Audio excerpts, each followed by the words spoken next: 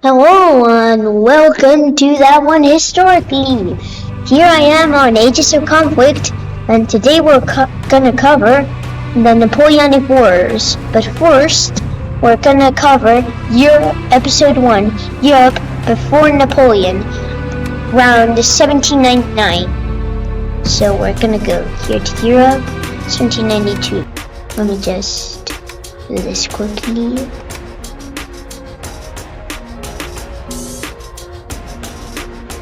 So, here is Europe. Only 10 years earlier, the French Revolution had completely changed the country.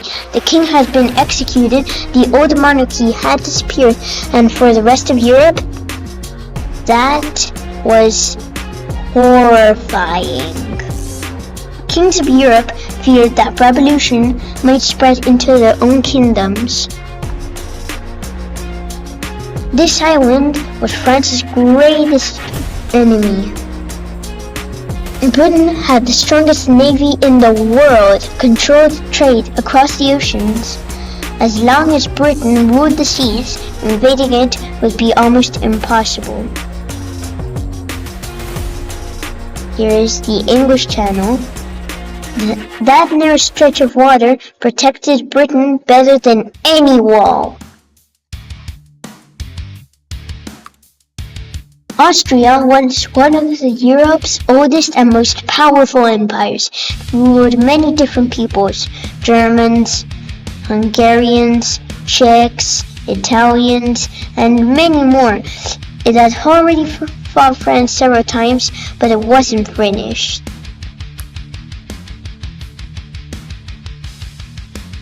This is Prussia. It wasn't the biggest country, but it had one of the best trained armies in Europe. Military discipline was everything here.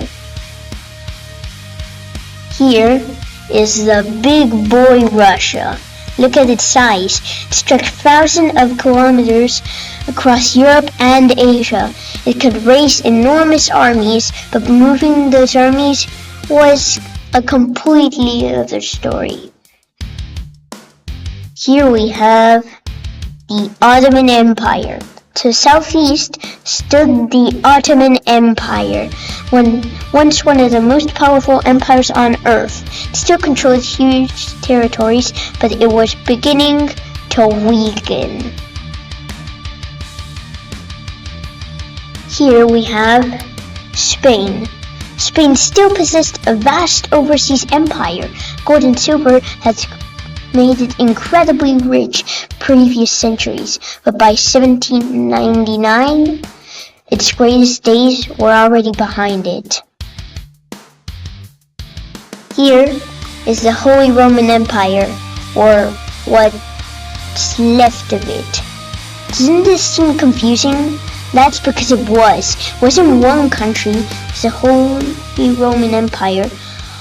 It was hundreds of kingdoms, duchies, principalities, free cities, all packed together. It was one of the most complicated political systems Europe have ever seen. The balance of power. Europe was balanced between several great powers. None of them was strong enough to dominate all of the others. Whenever one country became too powerful, the others formed alliances to stop it. This was known as the balance of power.